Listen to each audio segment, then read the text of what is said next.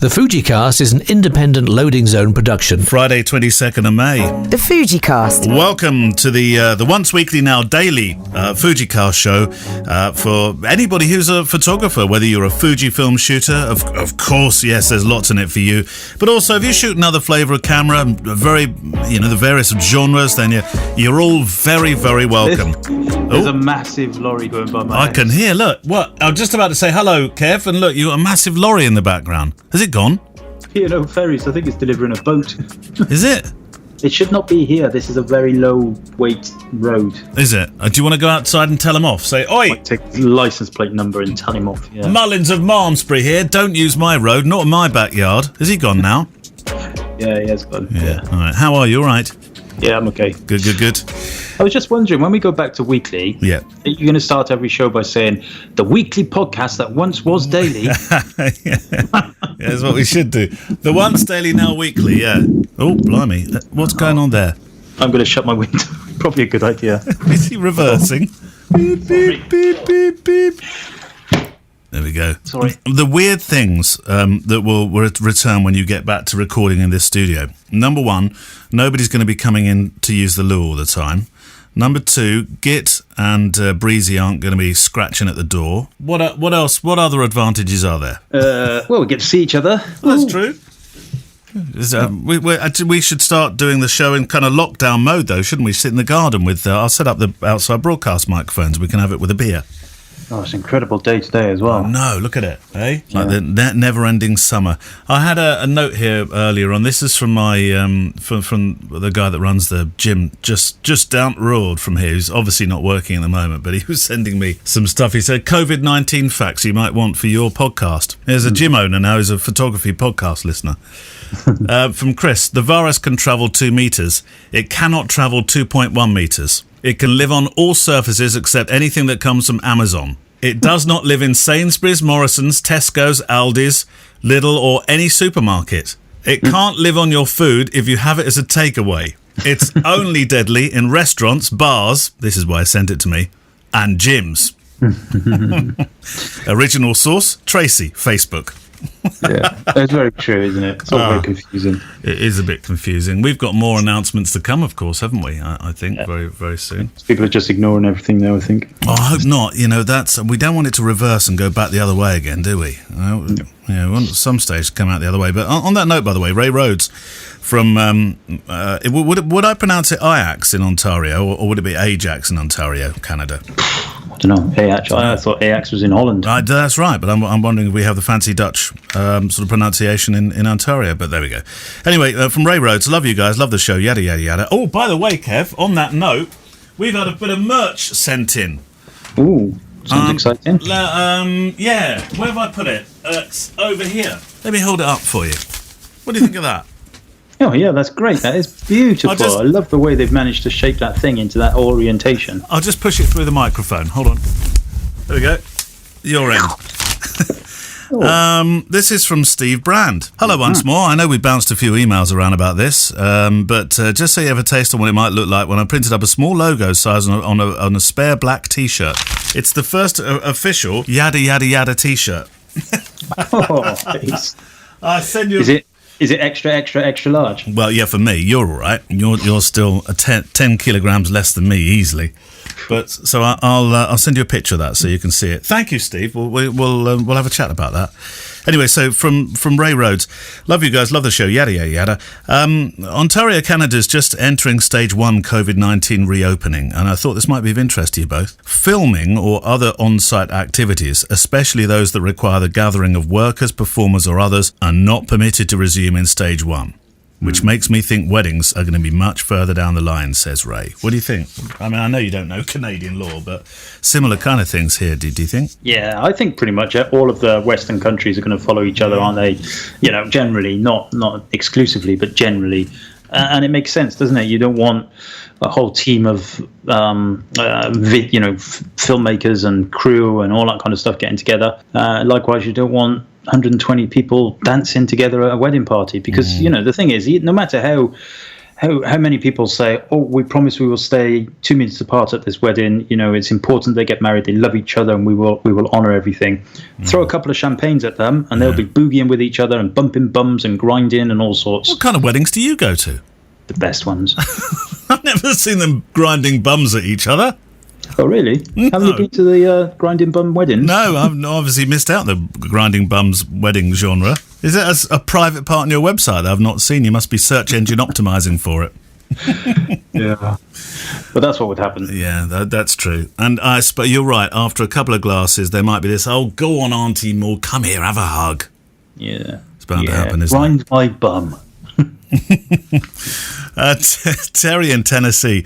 Dear Kev and Neil, I'll miss the dailies, but I'll be happier knowing that all of our friends in the UK are out and about again, especially with their cameras. I have a Squarespace site. Now, this is terryprice.net, if you want to go and look at it. And I've created a very basic portfolio that needs a lot of work. I was able to get an initial SmugMug site at the discount. I've learned that you can integrate the SmugMug into your Squarespace. So my question is, should I work harder on redesigning and maintaining my design on the current website, or integrate the SmugMug? So far, I found that the SmugMug, I love saying that word, seems easy to use and looks very nice. What do you think? Yeah, I mean, I don't use SmugMug, although I know it's very good. And I would suggest probably the SmugMug stuff is very good for selling. So if you're selling prints and selling frames and stuff like that, then you can do that kind of stuff in Squarespace, but it's awkward and it doesn't hook up directly with the lab. So if you can embed your merchandise part of your website via SmugMug directly into Squarespace, presumably this is technical warning. Presumably this is why it's something known as iframes. Yeah. Then yeah, just do it. That sounds a lot of sense. So I use Zenfolio, which is similar to SmugMug. Yeah. And I use PicTime is the one I use, but there's the three of them. Yeah, so they're all very similar, and you know that their benefits, really, the beauty of those systems is that they can expedite all the orders directly to the printers. To the labs. Whenever I get a sale, a print sale or anything like that, I don't even see it. I just see the money. That's it. That's all I'm interested in, seeing the money. Show me the money. Mike Mullaney, there's a couple of website ones in here, sort of mopping up from the website one of last week. He was looking forward to the website issue. Mike, you still get your question read. My question is, what does the performance part of the Lighthouse report relate to? Now, when I saw this, Kev, I thought, what is he talking about? I've run it on my own site, Neil's. Oh, don't do that, please. Emily's, the Ministry of Shadows. And for each of those, it's in the red, with other sections being really high, orange and green. Mine must have been the red one, I assume. The websites all appear to perform very well when looking at them on my phone or computer. I know next to nothing about websites, but remember, Kev, you mentioning it at the X Weddings conference. What on earth is he talking about? Okay, so Lighthouse is essentially the Google page speed test that we spoke about before is backed off what's known as the Lighthouse tests. So the Lighthouse test is a little bit more detailed. It's probably not even worth me explaining how you run these things because it's way overkill for everybody. Right. However, if you want to explore it, search Lighthouse test, speed test in Google. And really what it does is it breaks down things into more organic points, if you like, in terms of speed. And you can do things like process this report based on 4G, based on 5G even, based on unthrottled Wi-Fi, based on tablet, laptop, all that kind of stuff. So, and it will show you where the bottlenecks are in the loading of your websites. And the fact is that I think, certainly Ministry of Sound is a Squarespace site. So Ministry of Shadows, Kev. I think you keep thinking you've become a DJ. I'm going to get in trouble one day. DJ Kev, DJ Ministry Kev. of Shadows. Ministry of Shadows is a Squarespace site, yes. Which isn't traditionally particularly great at that stuff. But as Mike just alluded to, actually the user interface and the heuristics of the website in terms of moving around it and the speed that it comes up on the website on the browser is more important in many cases than getting those extra teeny weeny little bits of green in your report. Right. You do want it to load as fast as possible, but not to the detriment of user experience. All right. Josh Sow, just the last one, by the way, before we go to some questions that are non-website related. Check out Fuel Your Photos on all the social media for great wedding photography perspectives on SEO. These guys are adamant that Squarespace, whilst a good platform, has some fatal flaws that affect SEO performance. And as Kev mentions, page speed. Yeah, I would definitely not use the word fatal at all because you Squarespace is better in many ways than WordPress for SEO, and in other ways it's not. So what bits is it better at for SEO? Well, you can't clutter up the code for the start. You install a plugin on WordPress and boom, you've got a whole load more code. Oh God, yeah. You then might start relying on caches and various things like that, which then actually in their own rights can cause problems because they can fill up your storage space with cache files and everything. So Squarespace is a lot cleaner, let's just put it that way. But generally, performance-wise, WordPress will be better. However, it's certainly not. I wouldn't use the word fatal. No. And I use Squarespace for a lot of my websites. Yeah. It's good, better in many respects. Yeah. And you can go plug-in crazy, can't you? Really? I know I did with one of my sites. I plug into this, and then they all start. Certainly some of the sound ones started interfering with each other. And before I knew it, some people were saying, "Well, this works on Safari, but it doesn't work on," and so on and so forth. Yeah, exactly. Gunnar Isaacson has sent us quite a long mail, so bear with me on this one, Kev. But thank you for the past 60-plus days of podcast, chaps. After the lockup started, I began listening to the podcast almost exclusively, as yours was the only one that hit the airwaves on the same day it was recorded, and balanced the need not to dwell on the beastie outside, but still talk very openly about it. And by doing so, you provided me with a great deal of comfort and companionship. Well, if it has done that, fabulous, thank you. For some inexplicable reason, I found myself wanting to know how things have been going on in the UK. He comes from New York. It's a funny old bond that we have, isn't it? Although I've taken photos for many years, things got serious last year when I invested in that lovable brick known as the Nikon D750. Gunnar, you know since listening to this show that it's not pronounced like that. Nikon is the Nikon D750 and the 70 to 200mm 2.8 in order to capture our lads' lacrosse highlights. 6 months later, intrigued enough to purchase a used Fuji X-T1 in order to have a lighter walk-around camera and to see what all the Fuji buzz was about. Since then, I purchased a 16mm, standby Kev, here comes a question, 1.4, 23 f2, 1855 2.8. My question is, updating to an XT2, 3 or 4 will be somewhat expensive, but in your own words, what joy awaits me if I take that plunge and update to each of these more modern bodies? Take one at a time, Kev, and take your time. So he's on the XT1. Should he updating to an XT2, 3 or 4? Well, I mean, obviously you're going to suggest a 4, aren't you, if you can afford it? Well, as I always say with things like this, and this is where the guys that look after the ambassadorial scheme in Tokyo probably go, oh, wish he wouldn't say this. But if you're getting the pictures you need from your XT1, there's no need to upgrade. Kevin, it's true. No, shh. It's true. If you're happy with what you're getting from your XT1, then stick with it. No, go and buy an XT4. Have 2. But have 3 and a 4th. If you want a camera that's much more advanced, better at filming, faster autofocus, bigger sensor, all of that stuff, then XT4. I mean, I don't see much point in going from XT1 to XT3 when XT4 is only a few £100 more. Of course, that few £100 might be a huge difference. So I would probably go to the XT4 if I had to. That said, I don't have an XT4. I've got an XT3 and an XT2. Well, I've got 2 XT3s, I've got 3 XT2s, and I've got 2 XT1s. And a partridge in a pear tree. But the XT2 is a mammoth leap from the 1 anyway, wasn't it? I remember going from the 1 to the 2 and thinking, "Whoa, this is a bit different." Yeah, that was a big old leap up. And then the XT2 to the XT3 perhaps wasn't such a huge leap, although it was a lot better. But then the XT3 to the XT4 is another leap up again. In terms of, although the XT3 and XT4 are the same sensor, but the performance and the various other gubbins that are in there are kind of big step up, I think, especially if you want to think about doing things like film. Yeah, well, the 4 with all the having that image stabilized system as well, it's a bit of a no-brainer, I think, if you're thinking between the 3 and 4, surely, isn't it? So, also, he says, what kind of photographer would the X Pro series attract? So I think he's got a sort of marked interest in this versus the XT. I frankly don't see the attraction of a rangefinder camera.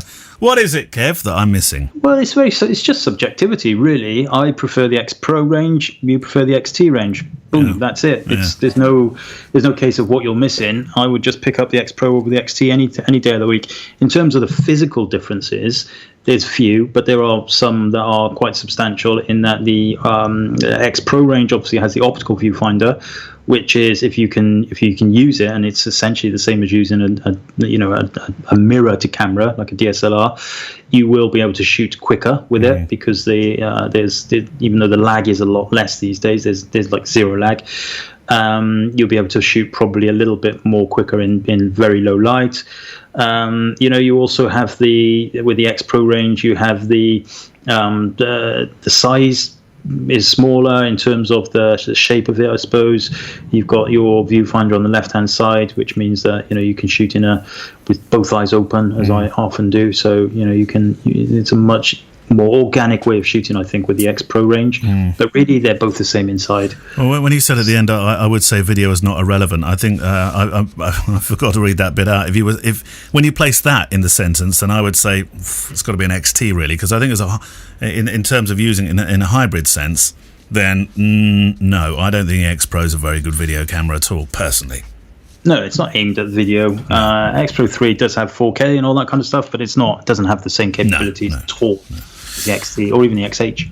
Anyway, that's thank you. Future friend of the show has just invented a new category. Gunnar Isaacston. Nice to hear from you, Gunnar. What have we got here? One from our good old friend. Guess who? And that's all I have to say about that. Tim? No, Alan Gump. The Gump. Honestly, Kev, keep up.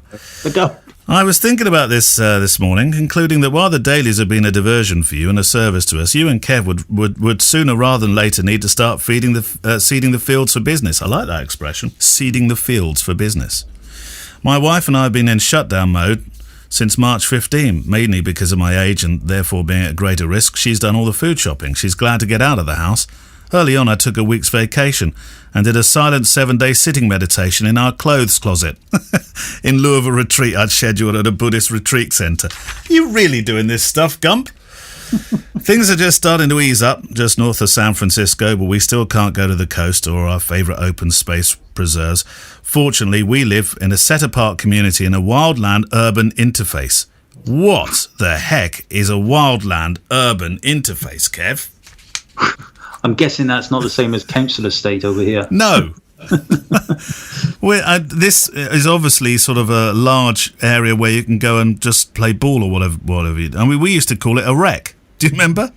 Yeah, a rec. Yeah. Can you imagine saying to your mates, I'm just heading out to the wildland urban interface, chaps. Anybody want to come and play? What are you talking about? Anyway, huge thank you to Kev and yourself for the past 60 days. Plus, they've been real spirit lifters. I look forward to the weeklies now. We love Alan, don't we? The Gump. Yeah, of course we do. We love the Gump. I hope he's still not sitting in that closet, though. This is from Chris Kit Griffin in Vancouver. He sent quite a lot of questions in here, so I might not do them all. I might save some up here, but we'll whisk through these as the last ones on the show today. Tripods, chaps. Your thoughts and recommendations regarding tripods for travellers. Now, you're not a great tripod user, are you, to be honest? No, I do have some. I've got that one. I'm just trying to look at the one I've got in the background here, Kev, so I can give you a model number. What's the really famous make of tripods? Manfrotto. Yes, it's one of them. Yeah. It's quite an expensive one, and I think it's got something called an RC head on it, which always makes me laugh when I say that. RC 320 rings a bell, however, it might not be. It's got a handle, so I can move it like fluid head for filming. Oh, nice. Manfrotto 55 is the one I've got in the corner over there. I've had that donkey's years. An ex bought that for me. That lasted longer than one of my second longest relationship. Well, I'm really sorry. We probably aren't the right people to be asking, babe. But I think that is a great new line, though, isn't it, for Manfrotto? It lasted longer than my second longest relationship. And I've always thought I should write an email to Manfrotto and say, you shouldn't really call your heads arsey. That just does not sound right. No, it doesn't, does it? If given some time to travel, COVID aside, and with that tripod you recommended, so Kev's taking his RC, where would you go and what would you photograph? I'd love to go back to Japan. I'd like to go really remote, out to, we spoke about this the other day, out to Hebrides, or somewhere really, really remote. But there would have to be people there, because I'm only interested in the people. I'm sorry for all the people that love puffins and all that kind of stuff. I'd like to go. There was this beautiful story on just before lockdown, or just around lockdown, and it was the Outer Hebrides, or one of the Hebridean islands, where it was all about the jumpers they wear. And this photographer in the 70s and 60s had photographed all the people. It might be in the Isle of Arran, actually. I think it is, yeah. And they all wear, obviously, these jumpers because of the wool up there. And to them, these jumpers are like family heirloom pullovers, basically, for people who are not in the UK, jumpers and pullovers. And these things are like family heirlooms, and these beautiful, beautiful pictures of people wearing these really, really colourful and woolen, and some of them were huge, some of them had been around for about 300 years. It was great. I'd love to do something like that. Yeah, that would be great. Funnily enough, there was an exhibition that when I went to do not so much a show, but an interview recording, which is still to come out with John Swanell. We went. It was somewhere close to the Lake District. They had an exhibition on, which it might have featured that photographer. I don't know, because there was a huge exhibition on about the people that make the jumpers as well, and their life and the houses they lived in, and it was a really interesting one. I'll put it in the show notes. I'll dig it out and put it in the show notes on the podcast. Yeah. Okay. GAS, GAS, Gear Acquired Syndrome. I'm assuming he means that by that. Are there any items, Kev, Neil, that you wish you hadn't bought? There's a long list. I'll just open my cupboard just here, Kit, and I can. There we go. What have I got in here? There's lots of lead jacks. There's a Sekonic C500R color meter there, which I hardly ever use. What have you got, Kev? What have you bought that you didn't need? Oh, I've bought loads of some, mostly to do with filming. I've bought gimbals and. Yeah.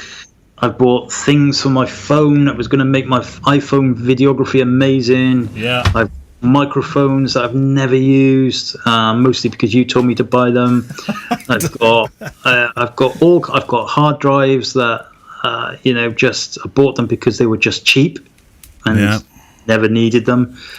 I've got all kinds of stuff like that. Yeah, I did do a big sell-off of all my old camera gear before lockdown, so most of that stuff's gone, the stuff I don't need any longer. But yeah, all kinds of things. I've even got this what would you call it? They call it a dolly, is that what they call it, which allows you to slide your camera up and down on this. Have you got a rail system as well? Rail, yeah. No way. You've got a whole dolly rail system. Yeah, but it's electric, so you plug it in and it does it really smoothly. Oh no, do you mean like a slider? No, you don't mean a huge rail system now. You mean a slider, don't you? Electric slider you've got. Yeah. Can I borrow that from you sometime? You can gather dust here instead. Yeah. I'd have to unbox it, of course. Oh god! Oh, look, headphones. I've got so many headphones. Here's just another pair of Sonys. I've got, this is a Godox X Pro. It's one of those firers for flash when it's off when you don't want it on a lead. I've never made it work. It's got so many buttons on it. You'd need to be able to fly the space shuttle to understand it. So I don't need that. What's this in here? Did you say I borrowed your 27mm, by the way? Possibly. Oh, I've got it. Here it is. You got my 27. Yeah, I think you did borrow that. Yeah. And my 60mm. And have you got my 35 as well? No, you keep asking me about that. I don't have that one. How much time would you allow yourself to edit an image that's important but needs work, i.e. value against time? Oh, see, now here's the man that's just released presets, which are, well, you're inclined to sort of cut down a little bit on the time when you use a preset, aren't you? Yeah, it depends what you mean by edit, I suppose. If it's if you're doing a landscape and it's a fine art image and you're going to be touching up kind of specks of dust in the sky, and maybe you're going to be, retouching shadows and stuff like that, then I guess that's different. But I literally never do that. So for me, it's a case of converting it to black and white, correcting the exposures, and that's it. I might do, I've never ever edit things out. I'm looking at a picture now on my website, and it's a wedding picture, and there's a plug socket on the wall, and so it's not me. I don't go and do that. I don't remove things like that. Not that that's right or wrong, but would you have been more inclined to have done that when you were working using Photoshop as your main editing software than Lightroom? I've never used Photoshop. Oh, have you not? Right. No, I've used Lightroom since version 1, even before version 1, because I remember kind of There was this thing I'd subscribed. I bought a long time ago. I bought the what do they call it? The Adobe. It wasn't called Creative Suite. Creative Suite, yeah. It cost me $2,500, All right. and I registered it, and I used it. I used it mostly for the web design stuff, and I used it. And then part of that was a letter. It was a letter, not even an email. Letter that came out and said, you seem to be interested in photography products. Do you want to test this thing we've got coming called Lightroom? So I was like, yeah, okay. So I had a look at that. So even before Lightroom version 1. And so Lightroom was always my tool of choice for weddings when that came along, yeah. Do you know, I know it surprises some people, but we only moved over. I say we loosely now. It's I moved over to Lightroom only 3 years ago, I think, ish. Prior to that, everything that came out of this building was Photoshop. In fact, it took me ages to understand the cataloguing system. It just seemed just totally counterintuitive to me, as you well know, because I think I used to bore you to death with it.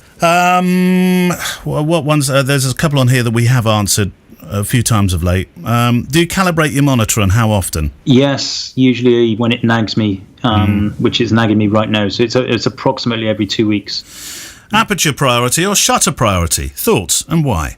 Well, for me it's aperture, but it's not for you though, is it? Well, I would say, often I'll shoot in P mode, but aperture priority is probably more what I would use than shutter priority. But it does depend, doesn't it? If you're looking for some motion blur or something, then you're going to go into shutter priority. But typically, I'd use aperture to kind of close the exposure down or something. And Nikon. What do we say? Nikon has been facing huge fiscal losses. How might they survive? How are we supposed to know the answer to that one? Oh, listen, I don't think it's just them. I think it's photography in general. Yeah. All of them, even before the COVID thing came along, they were all getting in the neck from phones, mobile phones. The advert we have on the TV at the moment for, I think it's the new Sony, or it might be a Samsung phone or something, I don't know. And basically it's the song is incredible camera, brilliant battery life, and some other slogan. It doesn't mention making phone calls at all. And it's all about 4K, and they've got this kid jumping into a swimming pool, and this woman films it, and then she zooms in and she changes the background and everything. It's like, whoa, that's incredible. I don't think it's just Nikon who are struggling in that respect. But hopefully all of them will come back and be stronger. And also what you have to remember is that for a lot of these companies, not so much Nikon, but certainly Canon, Sony, Fujifilm, the mirrorless cameras are only a teeny part of their business. Teeny part. Sony and their TVs and hi-fis, and you still call them hi-fis these days? I think so. Samsung and their televisions, Fujifilm and their medical stuff, and all the other stuff that they do. So it's not a huge thing, but I think Nikon is probably more exposed than others because it's their core business, I would have thought. I certainly don't know of any other products that Nikon make apart from like projectors and things. Well, he did also send in, by the way, a really cool Tech Free Tuesday question about Monty Python, which we'll get to. We've only got one more Tech Free Tuesday though, Kev, to be honest. Now, I don't think we're going to be able to get through all the questions. So what we'll do, those that we don't use, we'll save up and we'll start using on the Monday show here and there as well, won't we? So but he did a lot of research on this one by the looks of it. But anyway, thank you, Christopher Kit Griffin from Vancouver. He had a PS. A photographer who really needs more views, and maybe we could put this in the show notes today, Kev, is Alistair Arthur. I met him some years ago in New York, and I'm amazed he isn't well known. It's alistairarthur.com, ALASTAIR, Arthur.com. And he hails originally from this country. When you look at his travel stuff, you do the drop down on the travel says you've got pictures of Venezuela. I think it's Venezuela. I'm doing this from memory now. Venezuela, and you think, oh, that sounds very exotic. And then Bognor Regis. Doesn't sound quite. I spent a lot of time in Bognor. Did you? For one reason or the other. But that raises an interesting point actually about being well known, and I did look at that link also, and it is beautiful pictures. But, I often think, what's best, to be well known or to be earning good money? There's a lot of people who are not well known to other photographers who just sit back and count their shekels. And, being well known in the photography industry is, to some people, that's their, that's all they're interested in. It's like, I want to be able to, go on stage and talk about my work and all that kind of stuff. Yeah. Which is fine, of course. I do that, you do that. But that's not really the objective, is it? The objective is to make good pictures and sell them. And there's a lot of snobbery about that, particularly in the landscape world. Oh dear, might be opening a can of worms here. But last night I was talking to a photographer, and we were looking through Peter Lick's site. Now, Peter causes a great amount of angst amongst the photographic community that look at his work and say, "Well, it's not all that. Well, look at that. Well, I could do better myself." You know who I'm talking about, don't you, Peter Lick? No, I don't actually. Look at it. Look it up. Get in front of your computer now. Is it L-I-C-K? No, L-I-K. Oh, yeah, that does ring a bit more of a Peter bell. Lick. I know when you'll see it, you'll say, "Oh, yeah, I know him. Yeah. Right. This is the guy that creates an awful... Well, by doing limited edition prints, mainly, he creates this enormous interest in his work. And by taking away the opportunity for you to buy it, you're more inclined to say, "I want it now." And he was the man that had the first $1 million landscape print, wasn't he, or something like that? Right, of the Rhine, of the river. Was one of the river. Yeah, it might have been that one. Yeah, I can't remember which. But yeah. So Emperor's New Clothes is something that's often mooted when folk talk about Peter Lick, and you look at his work there. I'm sure you got the website open now, and you'll be looking at it thinking, "Well, these are beautiful pictures." But if I were a landscape specialist, I might be saying, "Oh, yeah, but really, I could do this." But the thing is, you didn't. Peter did. Quite exactly, and it's 95% business, 5% taking pictures. Absolutely, I totally agree. Good luck to Peter Lick. It's well worth going to look at his site, and let us know what you think. Really, I'm looking at his secret passage now, which is valued at £4,950. I think anybody's secret passage should be valued at £4,900 or whatever it was. It's a lovely picture. I'm sure it is. We're back to those weird weddings you go to. Anyway, on that note, I think that's it for another day. Weekend coming up. We have a special guest on Saturday. I'm thinking about Ask Andreas being on Sunday. It seems to be sensible, but we'll be chatting over the weekend anyway, won't we, Kev? So go grab a beer. I think it's beer o'clock, isn't it? And speak to you tomorrow. Bye, Kev. Bye-bye. The FujiCast is an independent loading zone production. Goodbye, sweetheart. Well, it's time to go. We're back tomorrow with another show. Well, unless we're fired, we'll talk to you then. Goodbye, sweetheart. Goodbye. Goodbye.